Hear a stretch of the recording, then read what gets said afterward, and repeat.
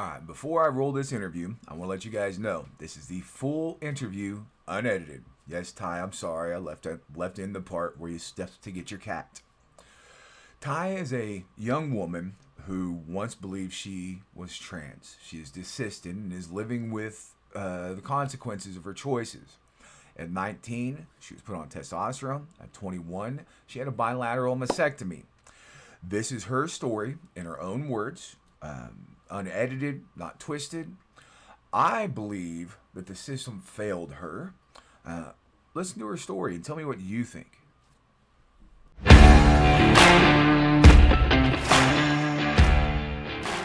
If you cannot speak out, you're in the right place. I'm going to speak out for you. This is Spoken Like a Man. Let's get to work.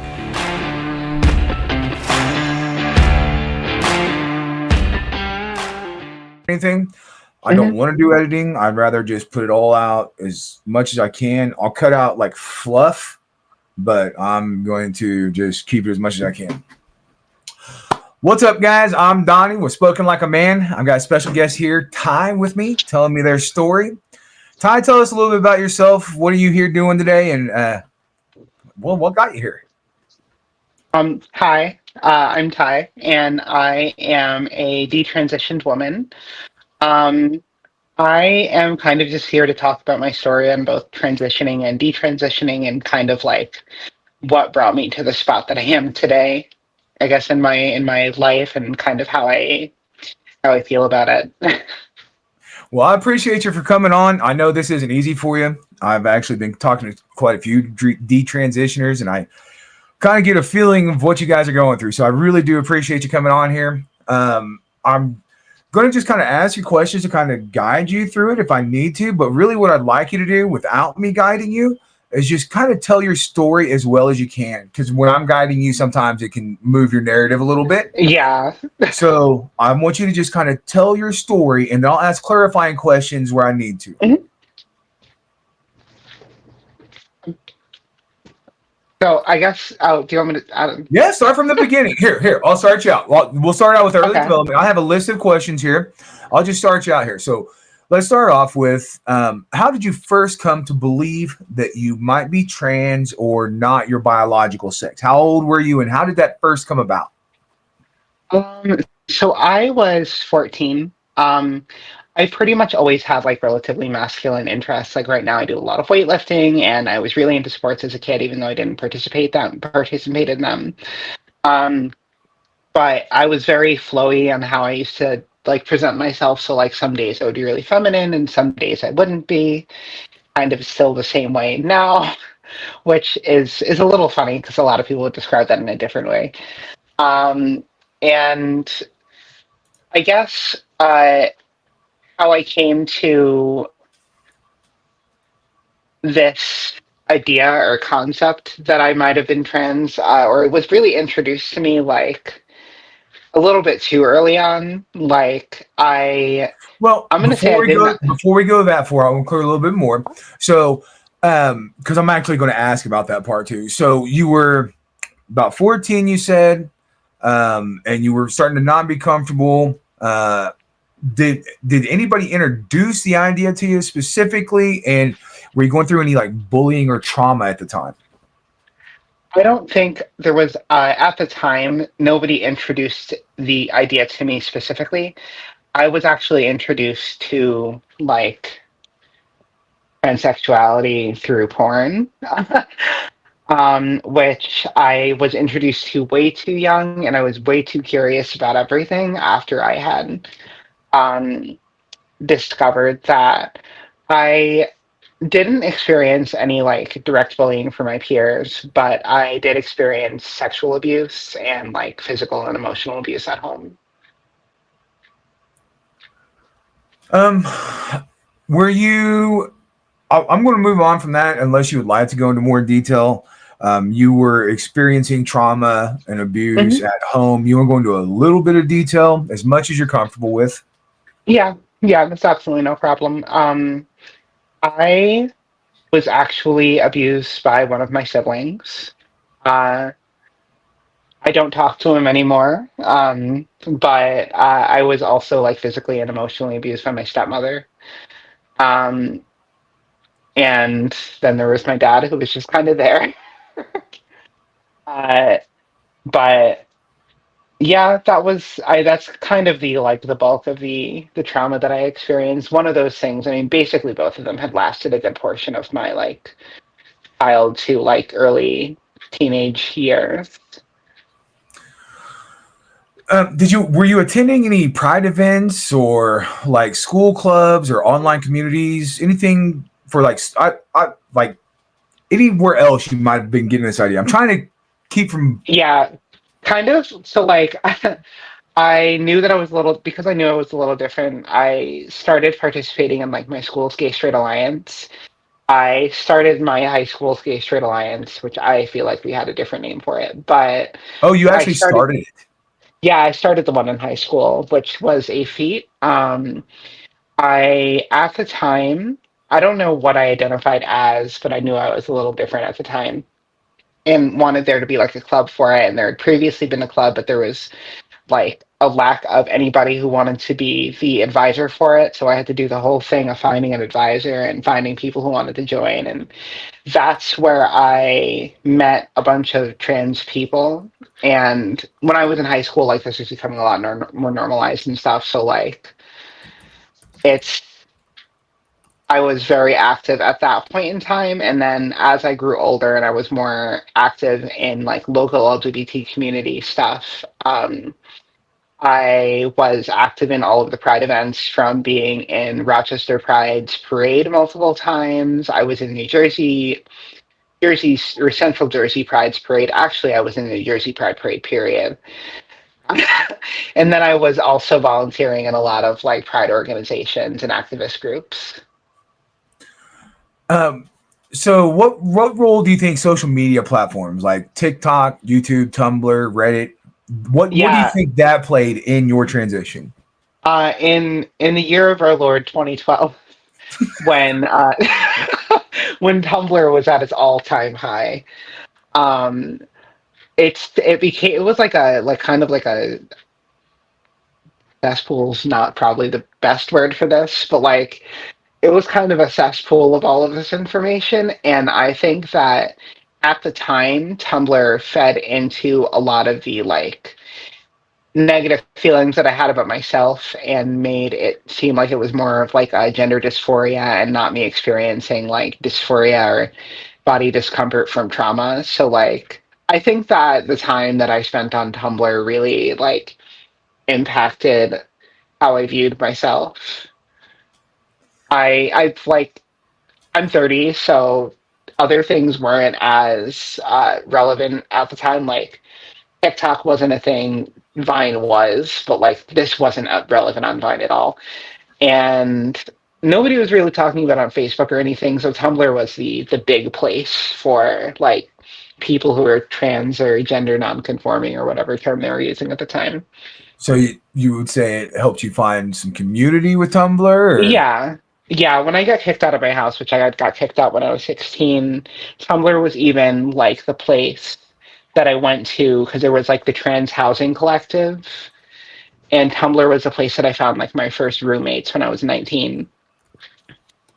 from okay, so you said you were kicked out at 16, you found hmm roommates the first time at 19. Tell me a little bit hmm about from 16 to 19. I was sort of house hopping between like friends' houses or the houses of people that I had met at local LGBT support groups.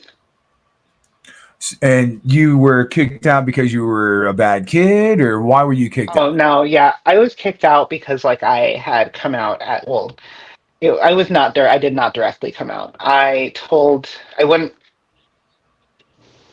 I went on what I'm going to call a grippy sock vacation. But when I was 16, I was sent to a psych ward because I had suicidal ideation. And when I told the therapist that I think that that I was experiencing, I don't know, thoughts that I was transgender, she told my father, which they naturally would do. And then I asked my father to not tell his wife, and my father, of course, what he did, but tell his wife, my stepmother. And she had very, very intense, like, very intense judgmental religious feelings about the whole thing. And when I got back from the hospital, she had kicked me out of the house. That must have been pretty hard for you. Yeah, I didn't like it's there's layers of it. Like, to be Well, I'm sitting honest, here I thinking didn't. to myself, Yeah. 16-year-old young lady kicked out of her house from 16 to 19. It sounds like you couch hopped the entire time. Mhm. That sounds pretty rough. Yeah, I think it was better at the time. I like just thought, wow, this is better than living under my parents' thumb. But I like looking back on it, it was definitely an unstable situation, obviously an unstable situation for me. So were the people online or offline the ones that were encouraging you to transition or Mhm. discouraging you to transition? What was that like? Were they online talking to you? Was it? Do you felt like people were trying to convince you to do it? Tell me about it. I so nobody had ever discouraged me from it. This was a lot of encouragement. I know that like my father at the time was not supportive and tried his best during the transition, but um a lot of people were like, "Oh, well, like maybe this will make you feel better." So me taking testosterone would make me feel better, and seeing a lot of other people experience out of what looked like joy when they were taking testosterone, or like however they were transitioning, seeing them experience joy was like, wow, they're experiencing this thing that I've never had. And I've never been able to have comfort in my body, but it looks like they're having comfort in their bodies. So I should clearly be experiencing that thing. And when I was talking to people, they made it seem like changing their bodies in this way was like the like thing to do. I did have like people in my vicinity that were kind of pushing for it, whether it be like people from like youth drop-in centers that I had met, to even like some of my roommates in the trans housing collective that I had met, or there was this like woman that I knew whose son So transitioned. it sounds like you had a whole Yeah, lot of people pushing you yeah, there towards were. it, but nobody Yeah, really saying, "Hey, why don't we take a second, like really reflect a little bit here?" Did anybody like yeah. tell you maybe we should step back and think about it, or did you have anything like that? I think the only one was my dad, and my dad I was not very close with at the time.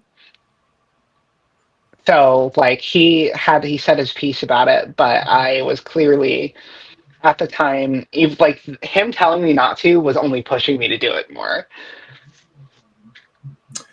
What about so you said you've had some people in your life that were kind of pushing you towards it. You were a little bit younger when you were thinking about it. I don't know that I would call it grooming so much at your age. I feel like children are more groomed, whereas Yeah. adolescents are they should be discouraged. But I think grooming's more. That's just my opinion. I'm putting on it for children. Do you feel like you were groomed when you were younger? Maybe. No, I wouldn't say that. No. I I think that I had like external influencers, but I wouldn't say it was like No, grooming. like grooming, saying no grooming. Yeah. Um, I kind of answered that one. And you were were you actually discouraged? So you said people were pushing you forward, not discouraged from the surgery, but discouraged from waiting. So I know they were pushing you towards the surgery. Did you ever step back and say, "Let me think about it"? And then they're like, "No, you should go do it," or No. I had just like gone for it. There wasn't too much waiting on my end. The only like the state I lived in New Jersey at the time, and New Jersey at that time didn't have, I don't know if they have informed consent transitioning or whatever now, but at the time that I did it, they did not. So that's a couple of I questions I was just about to ask you. So you signed consent forms to do all of this. Mhm. Did you understand it? Did you understand all the No, consent forms when you were doing it? Was it explained to no. you? The Were you ever doctor that warned? had, Were you ever warned that you might regret it? so there are a couple of answers I have for that one. So as far as the hormones go, it was, from my memory, it was a very like fast appointment.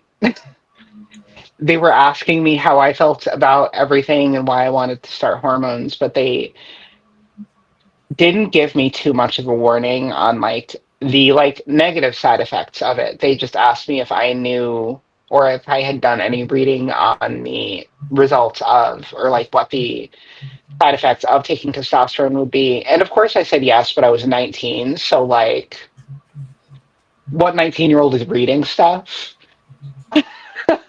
Like I know I Were your wasn't. I parents involved with it at all, or I know you've been no. kicked out. So at 19, you didn't really have any kind of support, and you decided to go because you were of age. You decided to go in and sign consent paperwork. How long was it before you were actually able to start the testosterone? It was within a day. So at 19 years old, I just clarifying here, Hmm. 19 years old, admitted mental health issues, no support. You went to a doctor, told them kind of what was going on. You were confused and needed some help, and you were almost immediately started on testosterone. Now, I'm not trying to put words in your mouth. Is that pretty accurate, what I just said? No, no, that's very accurate. The only caveat like to that is they didn't do any like psychiatric testing whatsoever, and me being open about having borderline personality disorder like didn't matter. So like even if at the time I was diagnosed as bipolar actually, um at the time they didn't question it. Like I had already had multiple psych ward visits, and I had another one like a few months after. Prior to the hormone treatment, Hmm. you had already, and they didn't do any kind of psychiatric evaluation or anything like No, that before putting you on testosterone. no, I was already at that time. I was also on like mood stabilizers and antidepressants. So Interesting. they put me on testosterone without doing any amount of like psychiatric evaluation or testing. So you, man, all right. So you get kicked out when you're 16. Hmm. Now, house hop till you're 19. Go to a doctor, tell them what's kind of going on. No psychiatric evaluation. They know that you've been in psych wards, and they still didn't take pause. That just, to me, that's so interesting. I know I've repeated that question, but just doesn't make sense to me, right? It's it's interesting and in my mind incredibly irresponsible because even with borderline personality disorder and bipolar disorder, but more specifically borderline, is that there is like an instability of somebody's identity. Um, and this is evident from at this point in my life when I was 19 to about last year when actually I was technically undiagnosed with BPD like 6 months Undiagnosed? ago. Yeah, so when you go through a Really? fair amount of when you go through a fair amount of treatment, like I've gone through years of therapy, and I started creating routines and stuff for myself. But when you go through years of therapy, you can technically go into remission. Really? Um, it's not the same for bipolar disorder, but with borderline, because that's the one that's based out of trauma, it's one of those things you can therapize out. You can still experience some of the like symptoms of it, but like it gets to the point to where it's a lot more manageable and a lot less obvious. So like I wasn't a wreck anymore and I wasn't hypersexual anymore and I became like a stable person with a stable identity and like a stable ability to do things. Um but what were you saying before that? We were talking about the supports. It's all right. We were talking about your support system, how quickly you went through everything. Gotcha. Yeah. Yeah. So within the there was it was within basically it was within the like first appointment. All right. So you said you've already said that you've detransitioned.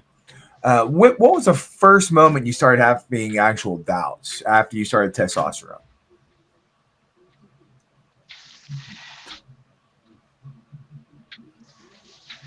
I'm not as far as the testosterone goes, I don't think that the doubts really came until once. You know what? Actually, I should clarify. Hmm. Was all that you did testosterone? No. So tell I us about your had, transition, please, Ty. yeah, so obviously I took testosterone for 6 years. So I took it from 19 to 25. And then I had a bilateral mastectomy, or what some would call top surgery, at 21. Um, so I did end up uh, regretting my transition not so soon after I had uh, top surgery. Did they do any kind of therapy before your top surgery? Tell me about that one. So testosterone, you had testosterone in a day. They didn't do any kind of psyche valve, but when you tell the doctor, my opinion, well, my thought Hmm. process is they've got to try to stop you, right? If you tell the doctor, all right, I'm ready, I'm prepared to remove my breasts. Did they did they tell you to take a time to think about it? Tell me about that. I so I had two different consultations. My first uh, plastic surgeon that I had gone to didn't say anything about it. I just needed a letter from a therapist, which I did have a therapist at the time. However, she was a student. She did not have the credentials to be giving me that letter, let's say. And that's separate. That she didn't have them, and she still gave me that letter for that surgeon. But the second surgeon consultation that I had gone to, that one, looking back on it, I should have taken her word for it. But she was very blunt, and she said, "I don't want you to jump off the roof of the hospital after after you get your breast removed." And I, at the time, was so hurt by that because it just felt like she was taking away something that I wanted. And so instead of going with her through the surgery, which at the time I knew a lot of trans men were going to her for surgery because she was a breast cancer surgeon, so she knew how to deal with that. Uh, I just went back to the plastic surgeon who I didn't understand his explanation for things, and it was strange that he still took me, even though I admitted to not knowing what he was talking about. Yeah, it just seems. Do you feel like there's any accountability? Right. I know. So first of all, do you feel like you hold any responsibility? And this, I'm going to put it bluntly. You chose to remove your breasts. Hmm. Do you feel accountability for that? I know you should have been helped. I Yeah, feel this is my opinion. I don't mind putting a little bit of my narrative on it right here. mhm. Okay. My opinion, when you go to a doctor, a healthy young woman, and say, I'd like to remove my breasts, you should be told to think about it. Okay. This is just my opinion. I'll put that out there. I'd like to know yours. So I not only take personal responsibility for the choices that I made in this, I know that I signed off on the paperwork. I know that these were things that I had sought out. On the other hand, I do also put a lot of blame on the doctors because as I have signed all of the medical paperwork, I was clear on having been to psychiatric hospitals. I was clear that I was experiencing, well, towards surgery, I was experiencing a lot of pill depression and suicidal ideation. And I do genuinely wish that at the time I had doctors sit and be like, maybe you should take a step back and evaluate your mental health first before doing these super major changes.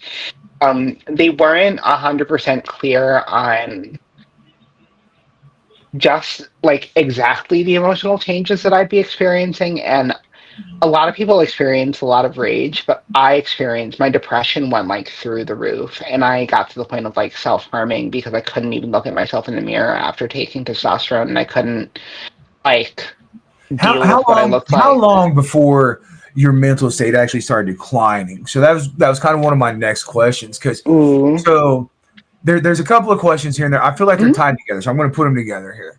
Yeah. So your body changing, while Mhm. it was changing and you were transitioning, did it no longer feel right? Right. So you really thought, and this is what gender dysphoria does to you.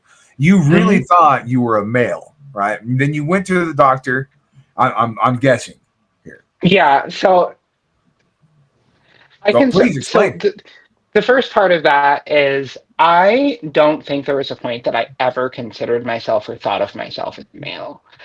Um, I think it's weird looking back on it now because even when it would come out of my mouth, it felt wrong. And I would say, yes, I was a trans man and I believed that I was a man, but like it felt wrong coming out of my mouth. Um, I don't think that I was experiencing gender dysphoria in the way that people say they experience it. I think that I was experiencing the symptoms of of having been sexually abused, where I could not deal with my reflection because, like, as a teenager, and I was also experiencing puberty and stuff as a teenager, obviously, but like my body was changing, and the things that made me like a target were developing for me, and I couldn't deal with the things that made me like attractive to like predators. And I desperately didn't want to look like that. So like when I had explained this to people originally, I didn't say that I was sexually abused. I just said I can't deal with this portion of my body. I can't deal with looking this way. And so they were like, "Oh, you're experiencing gender dysphoria." I don't think that I was experiencing that. But I just kind of went with it. And that happened a lot in my teenage to like 20s was Was it like kind of people the same way saying, with the doctors too? Man, it really feels like the ball got dropped here. It sounds yeah, like to me. no, the doctors did not ask me about or delve too much because if they did ask me and I said yes, they weren't delving too much into it. They didn't ask me about my like history being sexually abused or any amount of abuse really. Um, so now that you've detransitioned, Mhm. who have you had for support, and was anybody trying to keep you from detransitioning? Anybody trying to talk you out of it? I detransitioned without support in the same way that I transitioned. uh, a lot of people, there are two main people that tried to convince me not to. And it was like my best friend when I was 22, I think. It's right after I had top surgery. And I said that, like, I regret it. And that friend just told me that's not how it works, which is weird because, like, at this current moment, it's like, I'm pretty sure we would say the gender is a spectrum. So telling me that that's not how it works is like a little crazy to me because that just saying gender is a spectrum means that I'm able to experience all of these things at the same time. But, you know, and then my ex-boyfriend, who I was with for about 8 years, he told me that, ma'am, sorry, my cat got her claw stuck in like the platform. No, that's fine. Uh, my ex-boyfriend, who when I had told him that I wanted to detransition, he told me that because I don't have a chest or whatever, Don't have he wouldn't, breasts. yeah, Yeah. because I have a chest, don't have breasts, that makes sense. uh, he wouldn't consider me a woman and that he wouldn't love me anymore. And I so I I, can't imagine how that must have felt. I'll tell you what, you look pretty darn woman to me. thank you. I appreciate that. I put a lot of effort into it. Not really, but You know what? For some people, it just comes easier. If you're not having to put a lot of effort in it, that's a good thing. yeah, I think that like now that I've been off of it for, let's see, about 6 years, there have at least been like some amount of reverting. Like my voice is a little Well, bit I was lighter than it actually used to just be. about to ask you about that stuff. So the kind of Yeah. permanent issues that you have now, Mhm. do you have kind of a list of permanent issues you have now, like permanent things that caused? Yeah, I still grow facial hair, which I have an appointment for electrolysis on Monday. You Um, excited?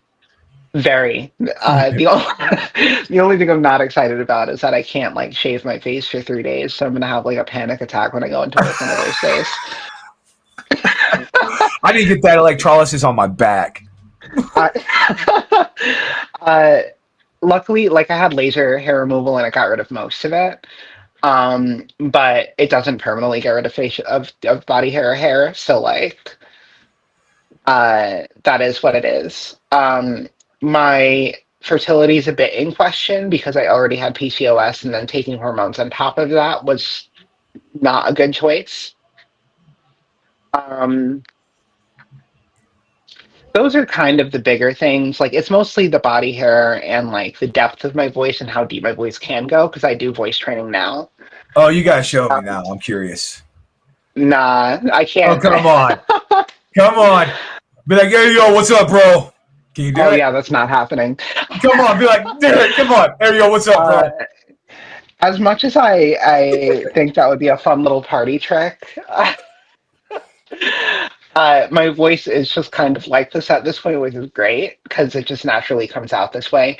There are points where if I'm like extremely, extremely comfortable, not to say that I'm not comfortable now, but like if I'm around my friends now, my voice can drop a little bit. It's just in the same way that like when women are with their friends versus when women are in like a professional setting and they sound different. Right. Yeah, I think you sound very feminine. thank you. You just said my voice can go deeper. It made me curious. All right. You have to show me No, that's off fair. camera, okay? You have to show me Yeah, off no. camera. I'm curious now. Um, so emotional psychological consequences that are permanent. You actually sound you sound like you're doing better mentally. Would that be accurate since you the detransition or Yeah, yeah, drastically actually. even though you've lost Quite some friends honest. to it? Oh, yeah, almost all of my friends. I think, well, my cat just got into the bag of liver treats. I'm just letting her do it because, you know. So psychologically, I don't think there were any like long-lasting psychological side effects from it, thankfully. I went through a couple years worth of therapy um, to help just stabilize myself as far as the BPD goes. And when I went through that, that's when my identity started to even out. So like I was going up through a bunch of different sexual identities on top of the gender identity situation. So like at some point I was non-binary and then at some point I was also a lesbian, but I don't really like women like that. And I definitely consider myself a woman. So all of these words were just words. Uh, um, It's so so like, confusing, right? It's so you, so yeah. like because I spent so much time within these communities, I have my opinions on them now. Like some of it can be confusing. There are like 87 letters in You the already tried to teach in me the off camera. I'm telling yeah, you, no, from the there layman's point of view, I promise it's confusing. You were so good no at there it. it's and yeah, when you're like deep in the sauce of the communities, like these are things that you just like I've learned a learn and whole it lot from becomes you, Ty. and we've only had like one really long conversation. I know. But like uh it's a lot and I think that a lot of it is completely unnecessary. Uh in my honest opinion is that some of these words they are brought up by groups of people who are like their specific demographic is lacking attention and therefore they want a little bit more attention so they come up with like a new word for a thing that's completely normal. Like the phrase demisexual, it's when you have sexual attraction to somebody you have an emotional attachment to or emotional connection to. That's weird because that's That's normal. demisexual. Yeah, Okay. it's Okay. weird because it's completely normal, but it's apparently considered asexual, which in my mind, I just think that like our society has created like a world where things like casual sex are normalized and they shouldn't be. Yeah, I don't. Let me. So I'm that's going to get us beside the back on point. track here. I actually agree with you. I'm wanting to stick with with your detransition story here. We get you and I are chatty. I'm trying Oh to stick yeah, with these no, I am a questions because I'll chatty just run off Cathy. the It's beaten so path. hard. Um, so do you? That's actually good. Do you feel a sense of betrayal? I've heard that a lot actually from people I've been talking to. Yeah. Being a part of previously a lot of like gender specific groups, having a lot of like trans friends, being even active in a lot of like leftist spaces, you hear a lot, we'll love you no matter what. and then we're just going to add a little asterisk to the end of that. We love you no matter what. So even if I wasn't identifying as a trans man, but I was identifying as non-binary, they still loved me. If I identified as a lesbian, they still loved me. If I identified as bisexual, they still loved me. But then when As soon I, as you desist and say you're a woman, yeah, how are you treated? I, it was like the end. Dunzo, huh? I basically became like the enemy to a lot of trans people in the area. A You know lot what? of my This isn't even one of my questions here, but I'm curious because I keep thinking to myself, why do you think that is? Why for somebody? I mean, generally the community embraces somebody that's wanting to become a part of the community, and then when you like, hey, I've changed my mind, the exile and treatment that some of you folks have had, why do you think that is? I don't understand it because it's supposed to be inclusive and lifting, and then it's just you guys are smashed. so my super duper honest answer for that, Please. super honest answer is that a lot of these people were already doubting their choices from the jump. Oh, And that's actually pretty so good. and so the concept of having somebody reclaim their body or reclaim their identity and accept that this is not what it was and take accountability for their choices automatically feels threatening to these people. And so instead of address it within themselves, they deflect it onto the other people. You know, the studies actually show that's pretty accurate too. So the Yeah, detransition numbers, we have no clue what they really are because people are they're going terrified. up. Like, Yeah, people are yeah, terrified to come they, forward. Really. mhm. So we don't really. I've looked at some of the studies. We really don't know how many people have regrets from it. So I've read a lot of these studies, right? And people are saying that when people transition, it helps their mental health and all of this. And I'm not going to get too much into that, but it I don't think that's too accurate. I can easily say that the amount of people who I knew who have transitioned, who are still dealing with severe depression and severe suicidal ideation and executive dysfunction from those mental health issues, is actually like astronomical. Well, Like and when I you have, can't come forward and and say I want to detransition, it just the amount of regret that people have. Where there's no way we'll ever know the accurate numbers. yeah, it's like, okay, give me one Were you? second. My cat just did something, and I need to get her out of my dresser.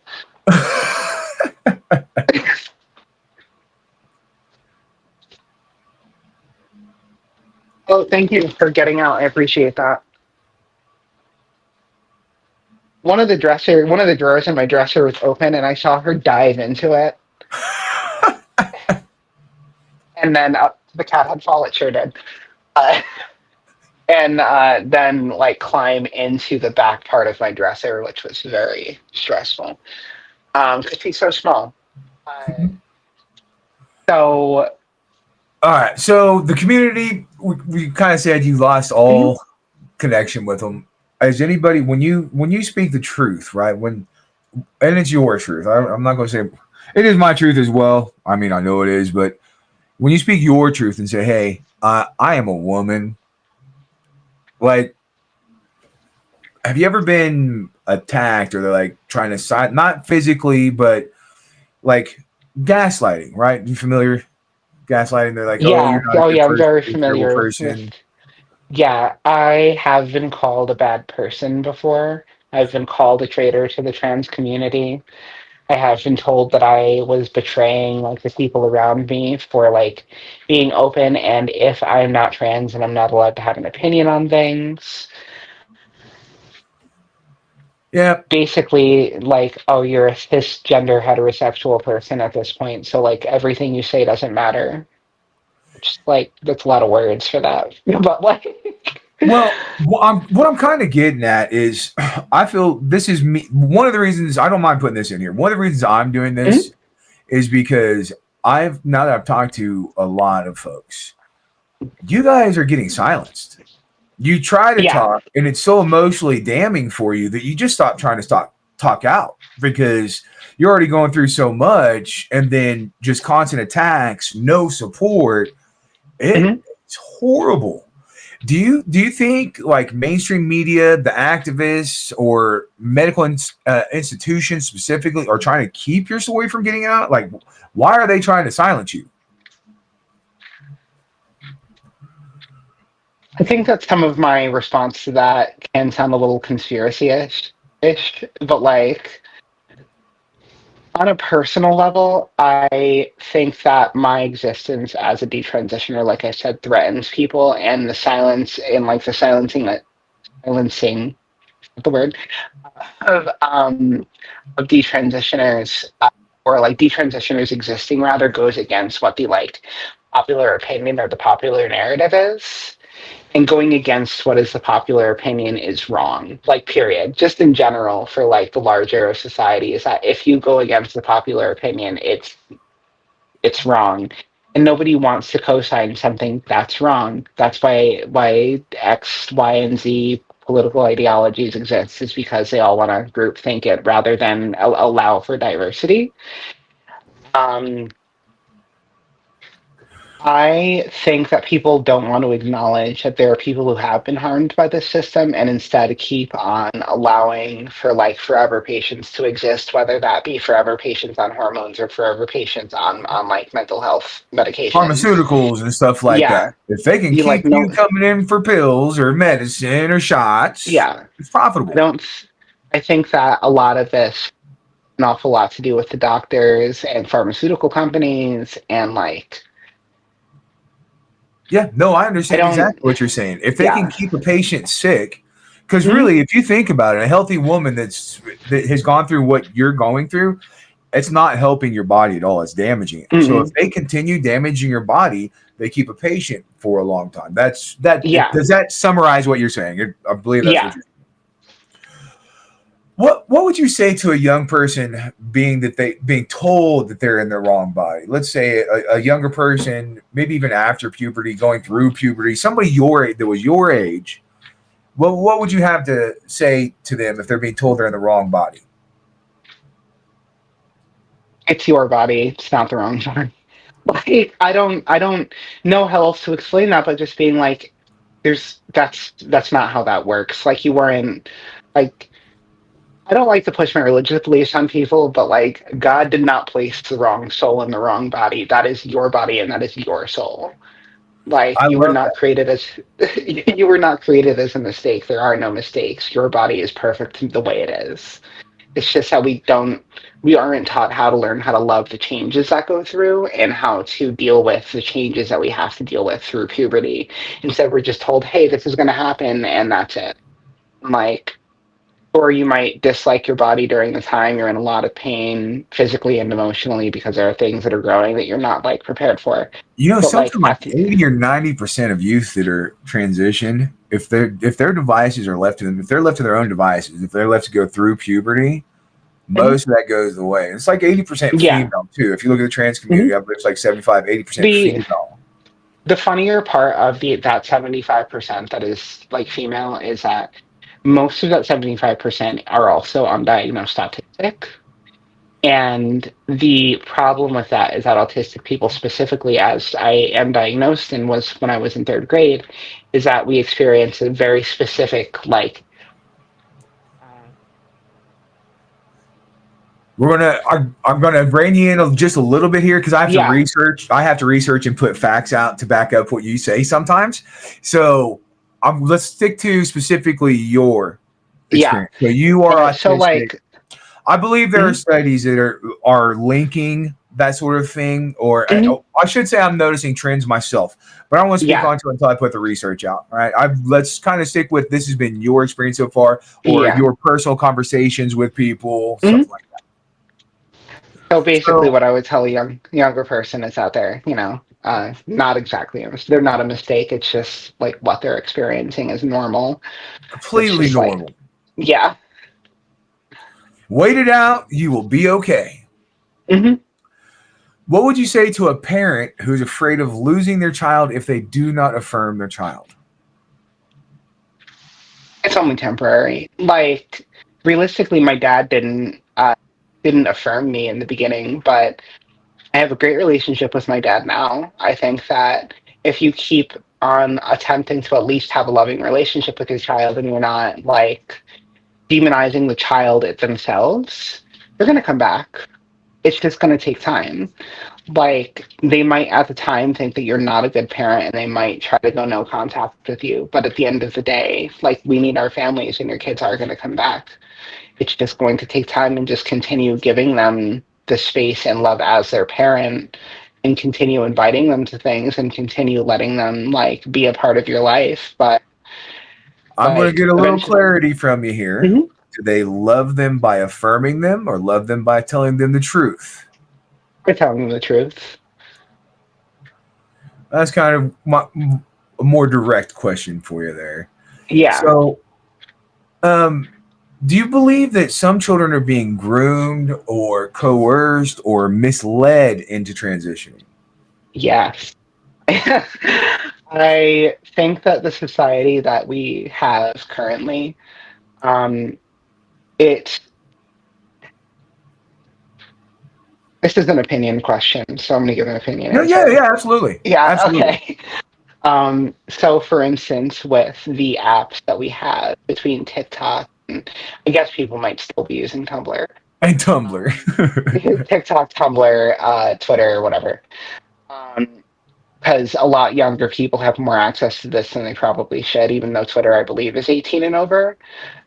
Um, I Obviously, have there are no people. idea. Yeah, it's fine. I hardly use Twitter anyway. Um, but I think that with certain influencers that exist, Like who? I don't care if you name them. I'll call everybody out here. Ty, I will call everybody out. You're talking to, well, hey, you guys, well, this is spoken like a man. we talked about my favorite one that I think about constantly because I watch videos about him all the time. Oh, yeah, who is it? Valentino. Oh, Good that old one's one Nicholas of my Con- favorites. Good old Nicholas Contino. So, so it's people like Well, this so who. I think social media, that's a good example of social media influencing. I'm talking no, actually, I would consider that grooming too, really. I really would. So in his specific basis, or on his specific TikTok, it's things like where he'll post things. Do you know who Miss Rachel is? Maybe Okay, children's TV show does things like in the style that you would talk to a kindergartner, like a kindergarten teacher. I'm not familiar. My kids are grown. Uh, that's fair. Um, Hey kids, today we're going to learn about the X, Y, and Z, and then give like a really, really dumbed down concept so that a 5-year-old can understand it. So that's the way that Lily Tino posts it in pages.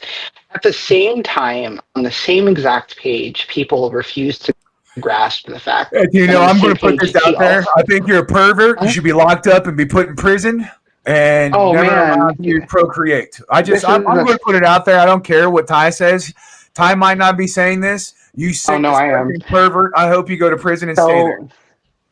So there is a current he's currently facing the possibility of 5 years in prison, but that's a whole other thing. Yeah. I'll, Good. on a side I note, is don't that I want to will go send out. you. Me and you are going to hang out after this and visit. Yeah, I, We're almost done. Let's get through this. I'll send Um, you that information later. yeah, please. Um, I'm interested. I Let's am see. a big fan of YouTube. Oh, um, so you do believe children are being groomed, misled. That was actually a Yes. really good example of it. Uh, what signs? This one's actually really important, and this is for because I'm members of family groups of transitioners and kids and that are trans. So this one's really important.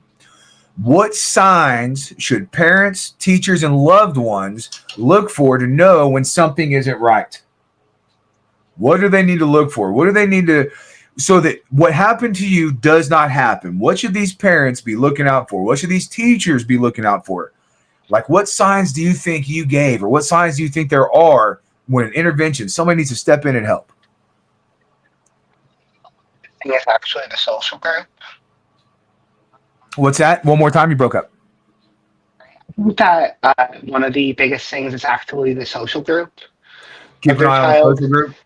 Yeah, and also like things like their internet usage. Like, Are you familiar I with social contagion? Do you know what that is? oh yeah, yeah, yeah. I don't have an exact word for word definition, but I at least understand the concept of the phrase. And you agree then, right? Yeah, So I. you're saying watch out for the social groups because you Mhm. believe that a lot of this is social contagion, and that's kind of that's a big kickoff is look at who they're hanging out with.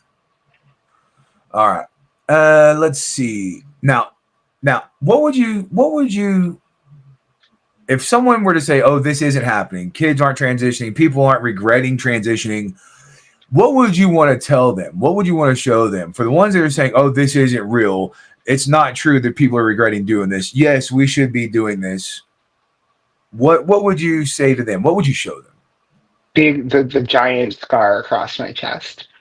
like, like realistically, like um You know what, Ty? That's impactful enough. yeah. That's all you would have to Like show. realistically, it's the only thing that I'd say is like people do regret it. Like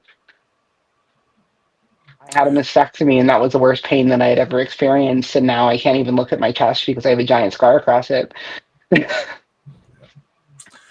Do you still believe? I'm pretty sure I know the answer. We're wrapping up here. Do you still believe in gender identity as a concept? Nah. No. Just like no. How do you define what a woman is now? Biological female. What role should men play in speaking up about this? This one's from me for spoke. This one goes out to all the followers of Spoken Like a Man. What role should men Um play in speaking up about this? I think that a lot of as like a feminist first obviously our we're not going to go delve too deep into that, but Oh, I like, know you're a feminist. You told me. um, I think that men need to hold other men accountable for how they treat young women. Because we like I said, we live in a very over sexualized society, and it's proof from people like insert first name here, Page, Ellen Page, Elliot Page, whoever we want to call them, and how they were treated, and they spoke about how they were treated in the like in Hollywood as like a teenage girl, how that impacted how they view themselves now. So men's role in speaking up about all of this. What Mhm. is their role in speaking up? Do you think they have a place? About, Do you think they should? I think that everybody should. I don't think that this should be there. There should really be a like a specific towards men. I think that everybody should be speaking out about it because it affects everybody. I actually agree with that.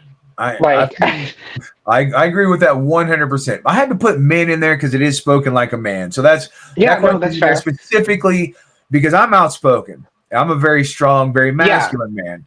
So I feel like I need to stand up and protect people like you. I feel like there's Mhm. not enough people like me around. So I threw that one in there because I just put it out there what you think men's role should be in all this, how we should be speaking out. So you think everybody should speak out? I agree. I think men should speak out louder.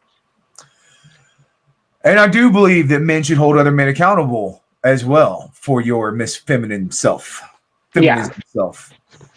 You know what? Men don't hold each other accountable. They should more. And I No, think that weak men are the ones that you're talking about. I don't think that guys like me are the ones that you're talking about. I think that's mhm, because other men are not holding weak men accountable to help them become stronger, is what you're mhm. talking about.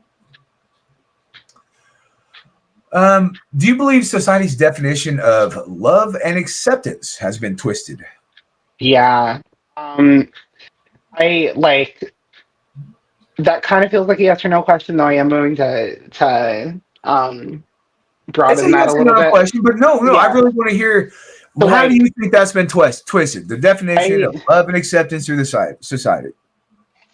it's still broad in the sense that we can love and accept everybody until they have a different opinion. We can love and accept everybody until they like challenge the norm in some way, shape, or form. And we're at the point now to where the things that weren't normalized like 15 years ago are normal now, and the things that were normal at that time were different now are different now. So like if, for instance, I know this woman who I'm really close with, And when I told her that I don't think that I'm attracted to women in the way that I was, she was really judgmental about it because why would I be attracted to men, right?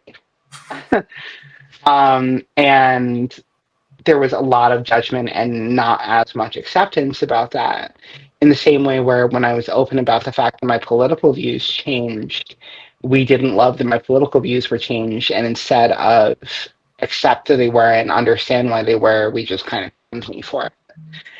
It's I don't think that it's like I said earlier, where it's like we love and accept you, but like there's an asterisk behind that. It's like we love and accept you if you believe and do every single thing that we do, and if you don't, then like you're a problem.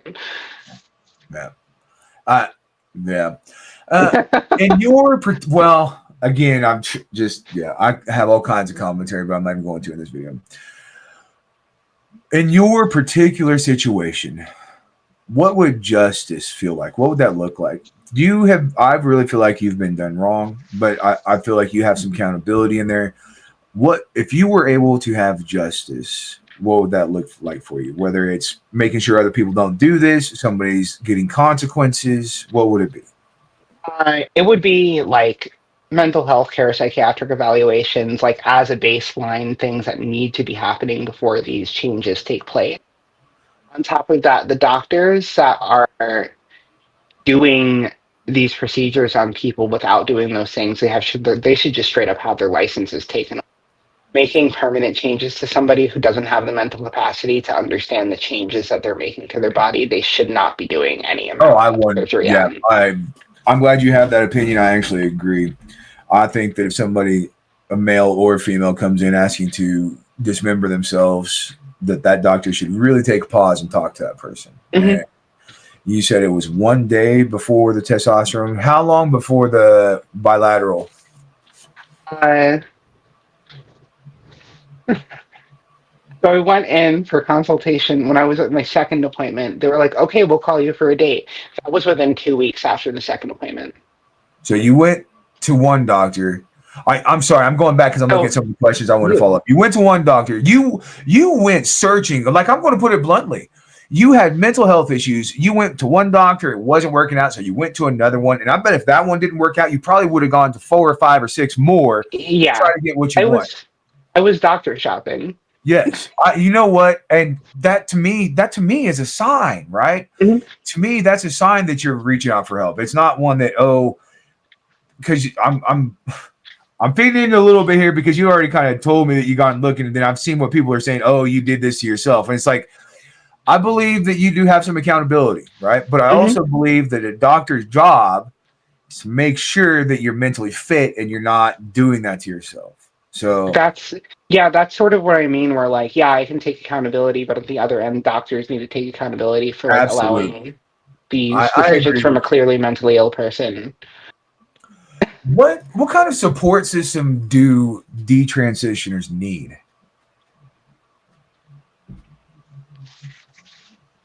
I mean, we're like everybody else, right? Like we normal, regular people. Like we need friends. Like we need to have family. We need to have people who will listen to us. It's like a lot of us need therapy. As somebody who's gone through therapy, I'm just going to say a lot of us need it. And it's literally the same as everybody else. I don't think that we are any different in a way where like we need a different support system. We need the same things that trans people need. It just happens to be that we tend to get excluded because none of this ever happens. So like we get excluded from a lot of things because we're apparently just like such a rare breed of people, even though the numbers are going up. So like it's the same thing as everybody else. It, you know, I actually can really see that, and I think I can articulate it a little bit better. So you, and correct me if I'm wrong, if I'm putting Mhm. words in your mouth here, but you struggled to fit in when you were younger. You were confused, and then you even said you didn't have a whole lot of support, like a support system grooming you too Mhm. much. But you had a doctor that said you were going to do it. Then you don't have support for your detransition. Your support system that you did have, you lost. It just, I'm sorry, I'm rambling a little bit But here because yeah, it's so much. no, even like now, it's like no support plus, because like even when I go to doctors to talk about these things, they'll just like brush it under the rug. Like I told you the other day, like I had made my physical appointment, but that was with my old healthcare clinic, and I tried to address my detransition with them, but they brushed it under the rug. And like now, when I go see a new PCP when my new insurance is kicked in, I am going to be honest with them over the situation. And I'm like, I just need a baseline for where I'm supposed to be so that we can work on that, as opposed to doctors just saying, yeah, I'm just, and Yeah. ignoring it. So your support system would just be really having friends and a social life, kind of, right? Yeah. Just like everybody else, having friends, because the friends that you did have, you lost, and the new friends that you made when you were transitioning, you lost. You just need people to listen to you. Hmm. All right, we're on to our final thoughts here. Uh, what's the one thing you want people to really understand about what you personally have gone through?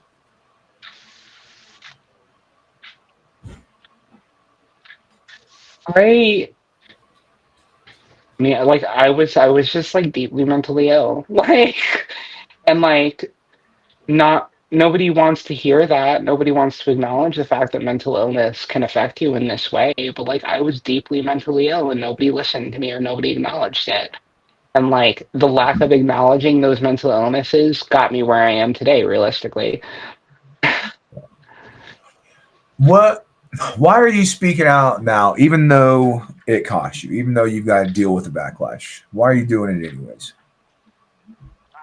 I've lost my social group, and like more detransitioners need like somebody to talk about it. And the more people that talk about it, and the more people that talk about their experiences, everybody's going to be a lot more like open and comfortable with detransitioning, or at least like the concept of it and talking about it. And I think that I'm a lot more comfortable because I also don't want, or I'm talking about it now because I don't want other people to experience the loneliness that I am. Like, I genuinely just like stop thinking about what it cost me, because like what friends am I going to lose at this point, right? Like the friends that I'm collecting now are people who, like you, who will talk to me about these things and will make an ideological or a discussion over this rather than telling me that I'm just straight up wrong. So like, I want to be that person people like look at and say I can be strong because that person. I really like that. Uh, what gives you hope now? I'm pretty positive. Like I think that Do you think things are getting better?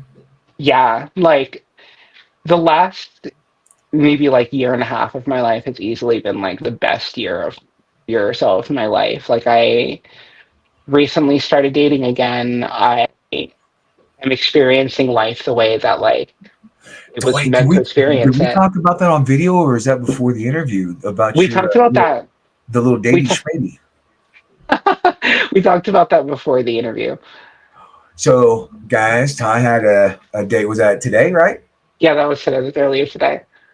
I'm really excited. Really excited. Tell us a little bit about the day. I know it's off subject. Go ahead. Tell us a little bit about Um, your day. went to the gym, normal. We all know that I do that a lot.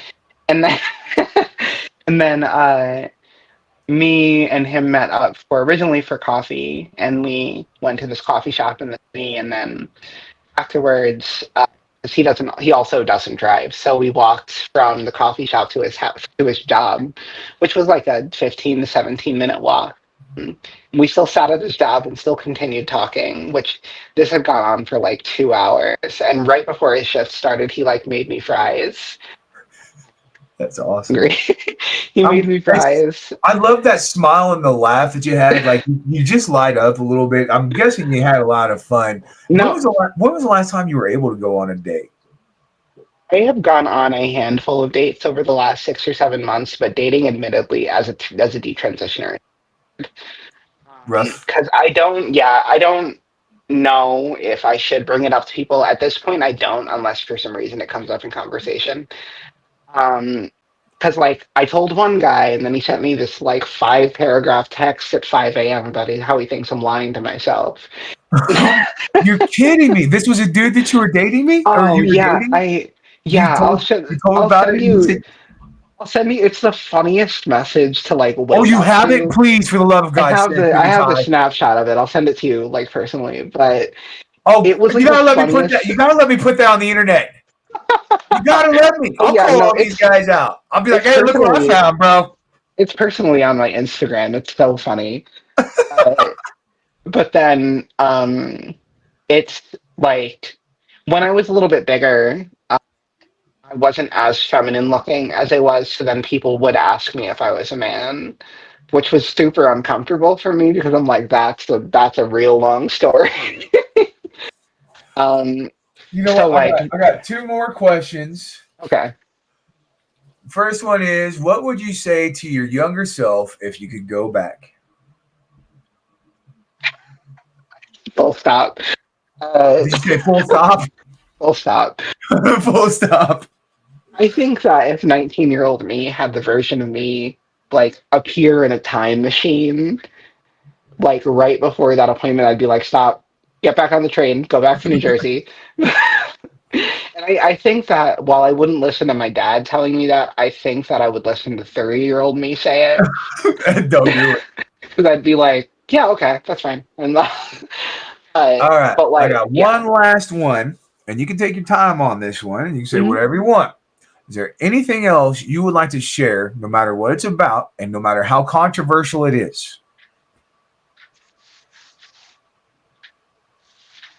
There's this Instagram person that I follow, and they made the shirt saying stop transing tomboys, which I think about buying a lot, but I can't wear it in my house.